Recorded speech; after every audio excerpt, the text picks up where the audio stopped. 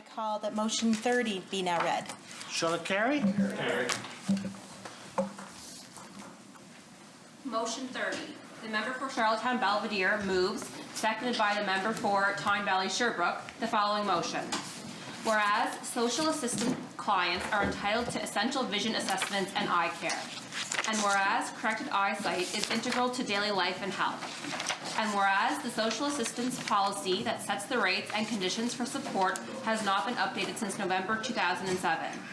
And whereas the rates currently covered are $54 for an eye exam and $115 for frames and lenses, which is not sufficient to meet the actual costs incurred. And whereas social assistance clients would be unable to pay additional costs, and as a consequence may not be able to afford eye care to correct their vision. And whereas uncorrected vision can then lead to follow-on issues, including falls, for example, which have their own costs to the individual and healthcare system both. Therefore be it resolved that this House urge government to review this policy and increase the fee paid for visual assessment to align with the current average fee. Therefore be it further resolved that this House further urge government to increase the coverage for basic frames and lenses or contact lenses to reflect current average cost. And therefore be it further resolved that these increases be done in consultation with the PEI College of Optometrists.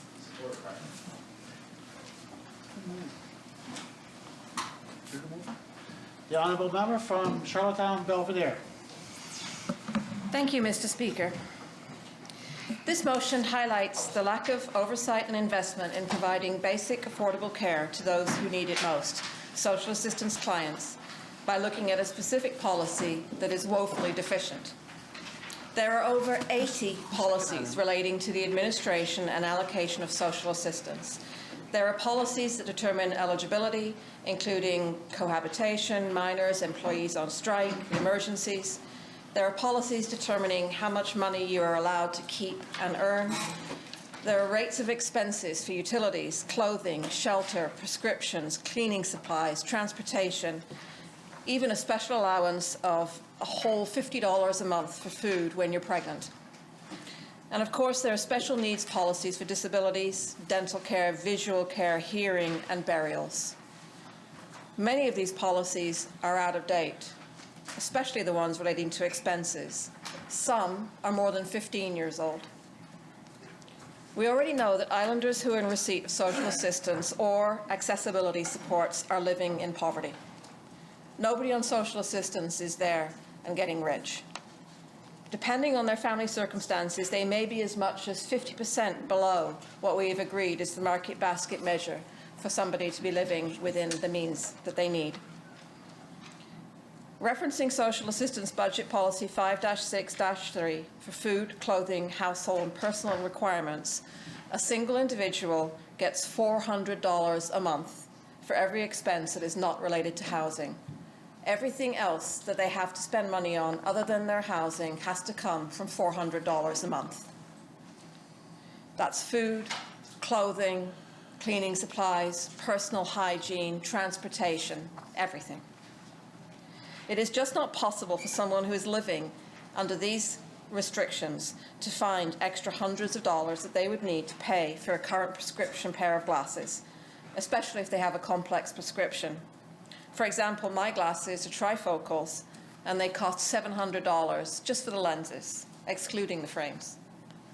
I have the privilege of being able to afford that, but even then, it's not something that you can do out of pocket, and imagine if you don't have $7, let alone $700. The Visual and Optical Care Policy 6-7, last revised in November 2007, provides $54 for an eye exam and $115 for frames and lenses. It goes up to a whopping $145 if you need bifocals. According to the optometrists that I've consulted, the amount allocated for glasses and eye exams hasn't actually been increased since at least 1994. I've spoken to a number of optometrists who have been looking at these same fees being made available since they were licensed. So that means that this policy is actually almost 30 years old, not just 15. For reference, the current rate for an eye exam is around $125. Beyond the challenges this places many islanders in financially, it is also a burden on the optometrists who are faced with the prospect of having to provide either discounted services and eating that cost, or only being able to provide clients in need with the barest minimum of vision correction. This is in nobody's best interests. Again, people don't go to get glasses because they want to be fashionable. They go to get glasses because they need to correct their vision. And not having corrected vision actually is a health issue. It's a safety issue. And it's an issue of dignity.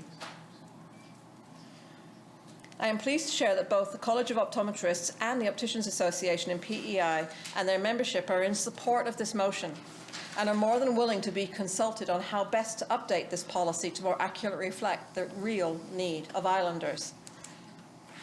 I'd also like to head off now a common pushback I've heard. Why don't people just go online and get their glasses there? It's so much cheaper. This presupposes a lot of things, including that people on social assistance have the availability of internet access and the skills to use it, the availability of a credit card to allow online ordering, and that the quality of glasses purchased online without the expertise of an optician would actually be appropriate. It's also, again, not looking at our local expertise and following that we should be, as much as possible, trying to service and provide our services locally. But, Mr. Speaker, I think this policy raises a bigger issue beyond that of a policy which is terribly, terribly out of date. There are many more in that 80-plus policies that are just as bad, and probably more in other areas of the same department and across government.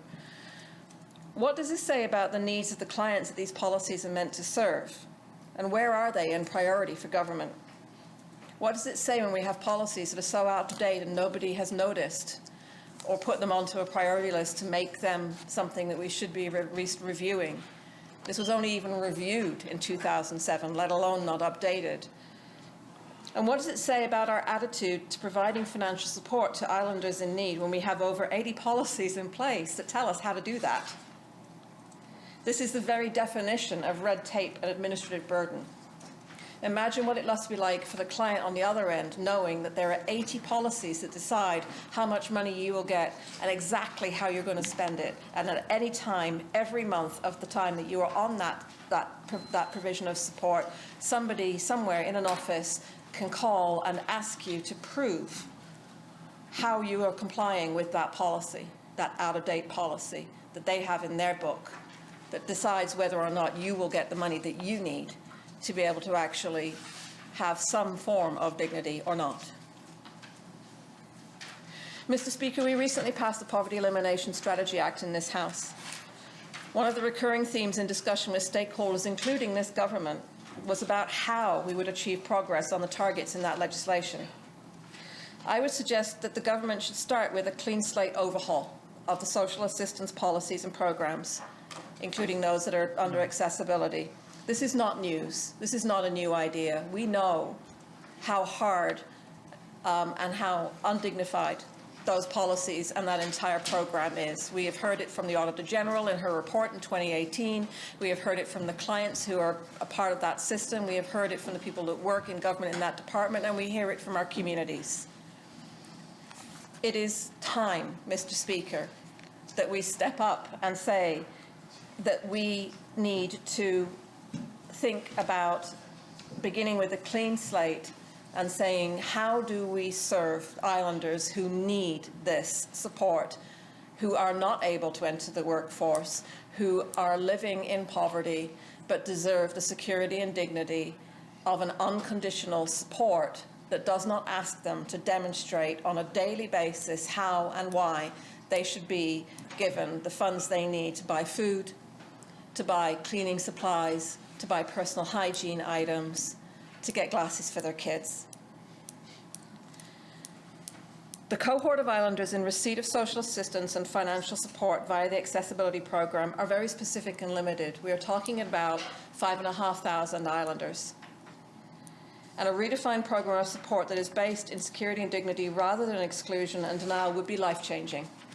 It is also a tangible group of people that we can identify and that we can serve. So, Mr. Speaker, I am asking for your support not only for this motion but for action. This government can signal its intent to do the right thing by approving this small but important step and starting with this policy as something that is tangible and that demonstrates that government does have the intent to take action on poverty. It may not feel like much, but by immediately reviewing and updating this policy through consultation with the College of Optometrists and the Opticians Association to ensure that we can provide financial support for those islanders who need vision and optical care, we can show that we actually mean to do the work that we said as a legislature we were going to commit to do. I would look forward to speaking to the Minister from Social Development and Housing about how we can do that greater work, but this policy is a place to start. Mr. Speaker, before I conclude those remarks, I would like to thank personally Peter Rukavina, who began the process of bringing this motion forward by contacting me about his experience of advocating for his son, who needed corrective care and is on social assistance. And through the process of advocating for Oliver, found the huge gap of what was available for support and the cost for what Oliver needed and needs. High-quality, properly corrected vision reviewed regularly is a necessary precondition for employment and education, Peter shared, to say nothing of simply being able to exist day to day with confidence and comfort.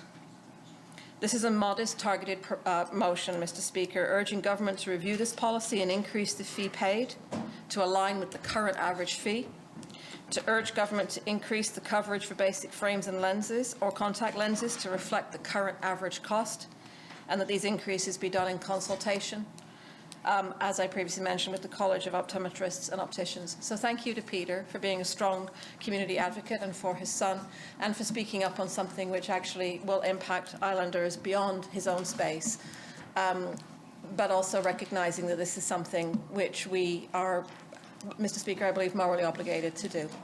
On that, I'll conclude my remarks. Thank you.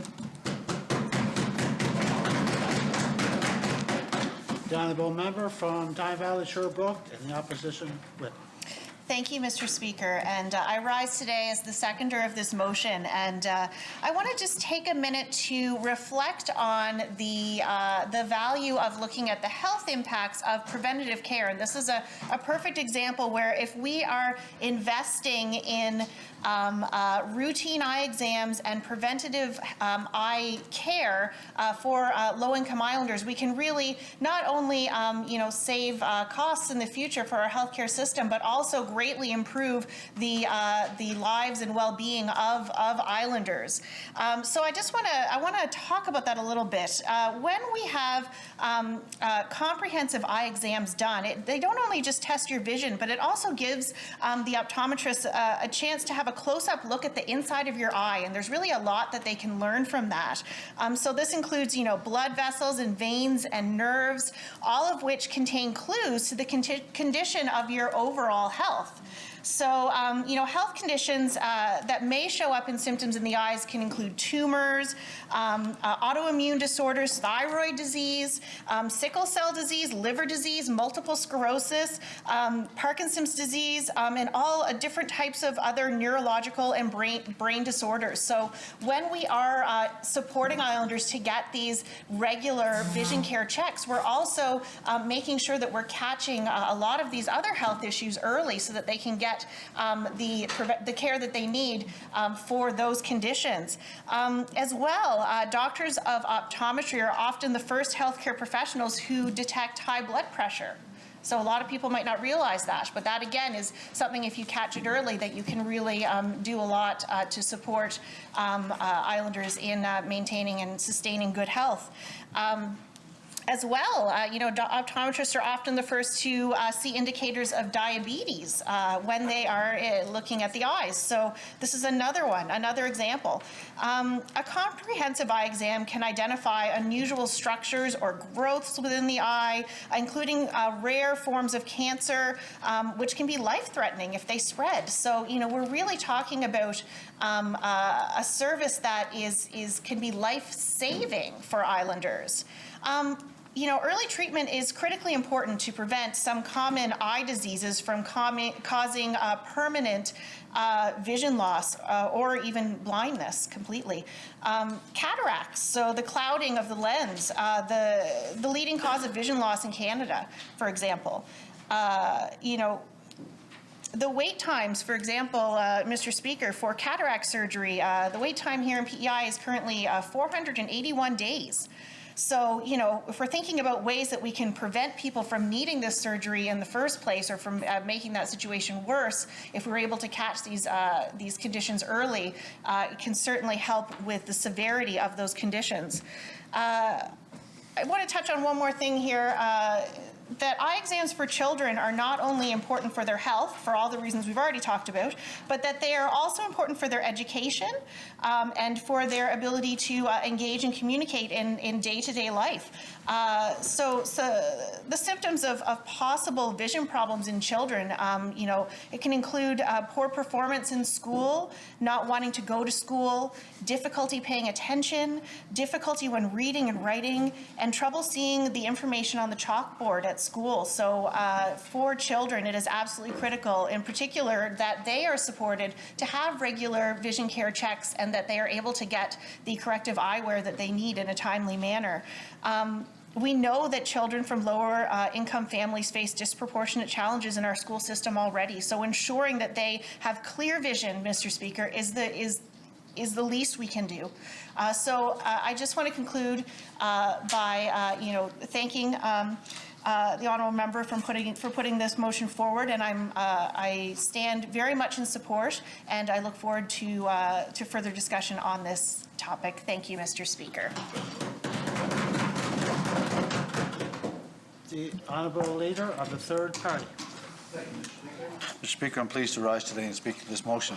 As this motion is noted, corrected eyesight is crucial to one, being able to enjoy life and avoid safety concerns. Without proper eyesight, your senses are inhibited, and you can also experience struggles with balance, leading to potential falls and head injuries. Like many other things in life, the cost of vision care increases over time, and support programs must also rise to reflect these increased costs.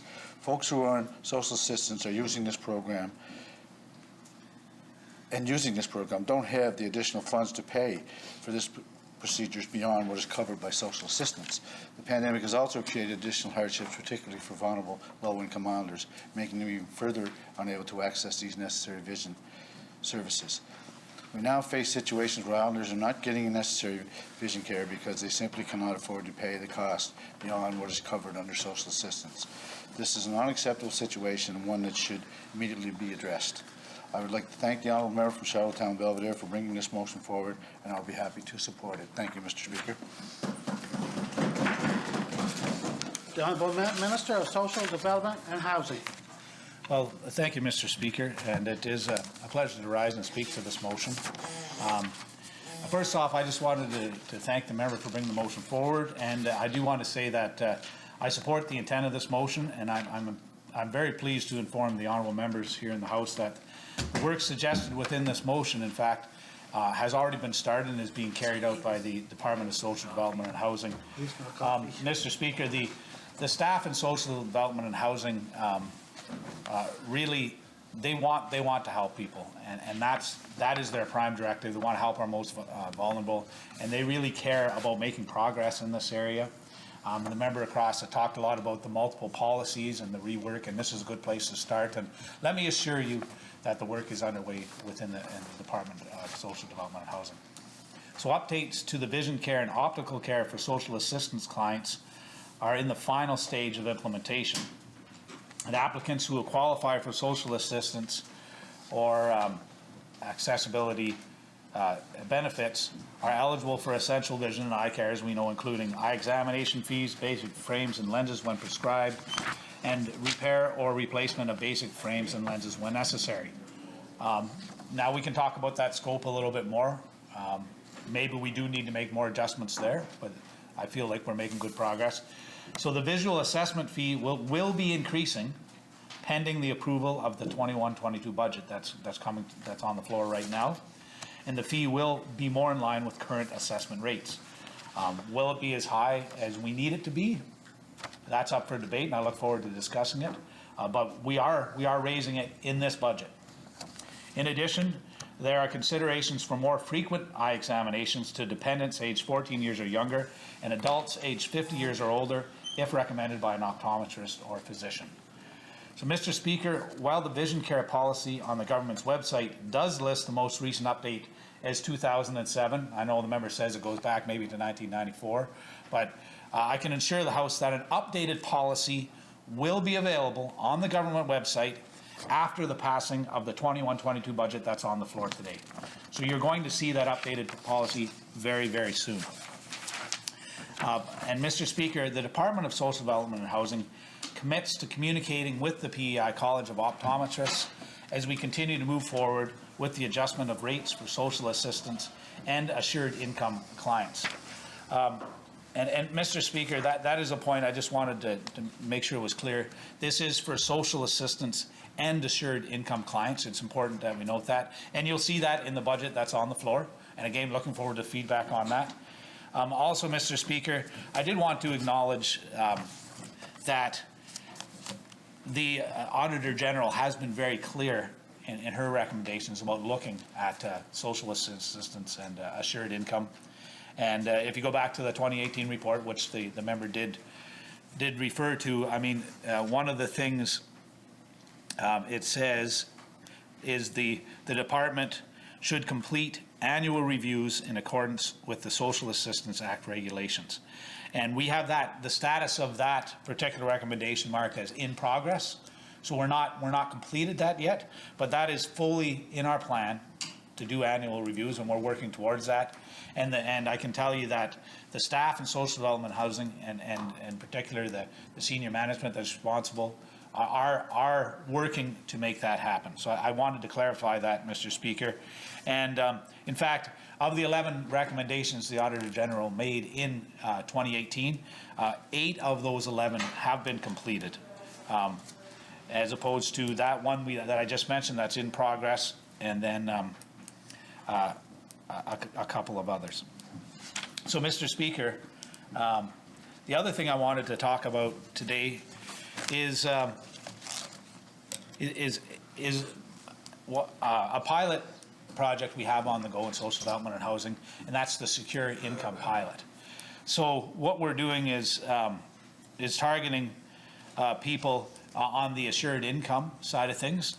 And Mr. Speaker, the whole idea is to reach that 80% of market basket measure for those clients. So, Mr. Speaker, one of the things that I'm working with the department on right now is really reviewing the Secure Income Pilot. And in the context of the report that came out of British Columbia that talked about basic income and reviewed it, and in that report they talked about a targeted basic income as being something that might be more appropriate than a universal basic income.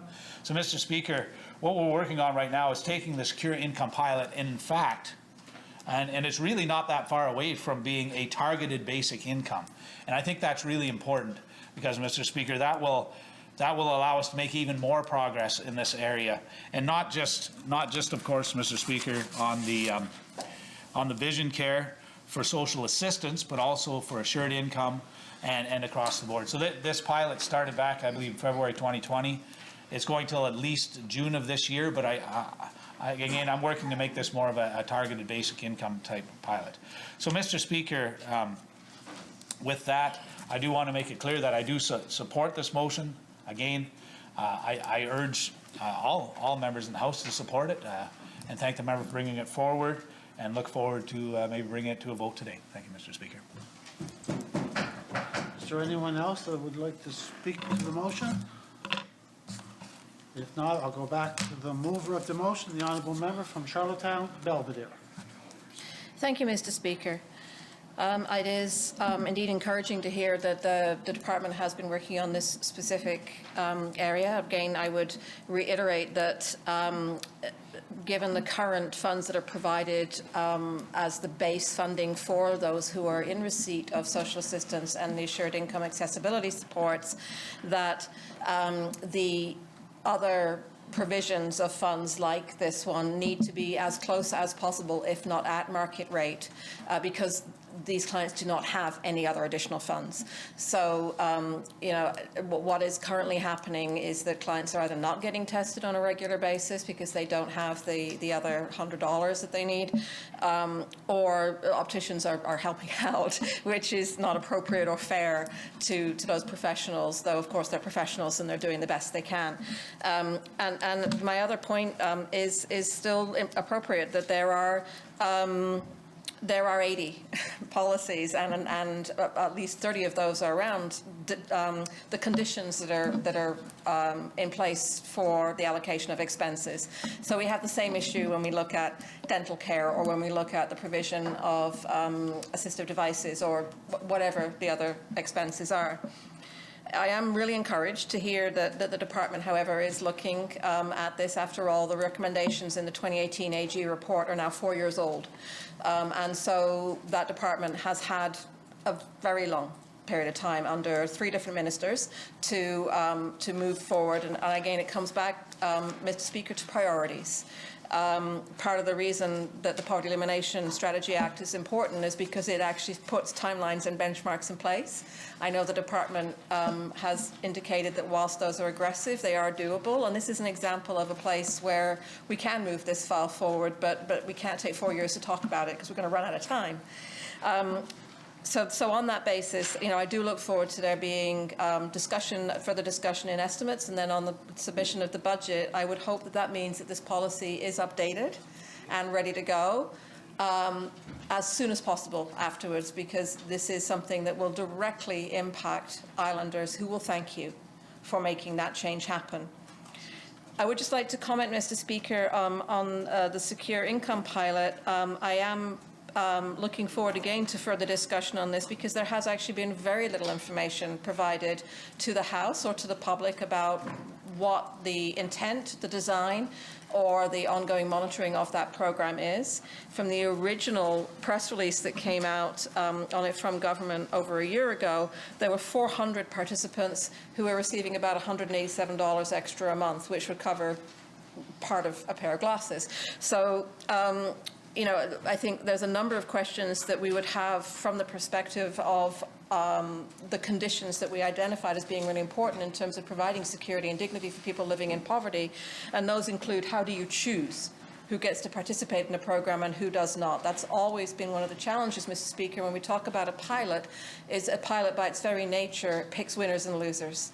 And if we have 400 people out of 5,500 who are being chosen to participate in a program where they get extra money, I'm very grateful that there are islanders getting extra money, but I really worry about what happens to those who don't get it. And of course, I worry about what happens if and when that pilot ends. Because if you're very poor, $187 is not a lot of money, but it's a huge amount of money. And if you take that away from somebody, then that's going to mean that there's something that they no longer get to have. I would also note, Mr. Speaker, as I look forward to finding out more information about that the BC report that we hear a lot about made a couple of other recommendations which I think are really important and relevant to this conversation. And one of those is that it recognized that whatever solution or solutions are selected to support people living in poverty, there will always need to be more than one thing that's provided. You will always need a suite of different solutions because there are different needs in the community. A really good example of that is not everybody needs glasses, but those who do, there needs to be something in place for them. Not everybody is disabled, but those who are will need supports provided for them, and what those supports look like will look different for different individuals. So even if we provide a core of financial support for people living in poverty, some people will need different things in addition to that core support. Everybody needs housing, everybody needs food, but not everybody has the same additional needs. And finally, Mr. Speaker, we also know that one of the main things that came out of the Special Committee on Poverty that did such great work here on a basic income, one of the most important principles that committee identified that I think we need to take to heart when we talk about how we provide services and programs to people who are living in poverty is this notion of conditionality, that we have to have conditions about how you are eligible and why you get support. Conditionality is where bureaucracy loves to live. Conditionality is where the rules happen that prevent people from being able to get the services they need, and conditionality is where somebody somewhere gets to decide who is and is not eligible. And Mr. Speaker, the core of a programme that's based in security and dignity does not have conditions. It has support.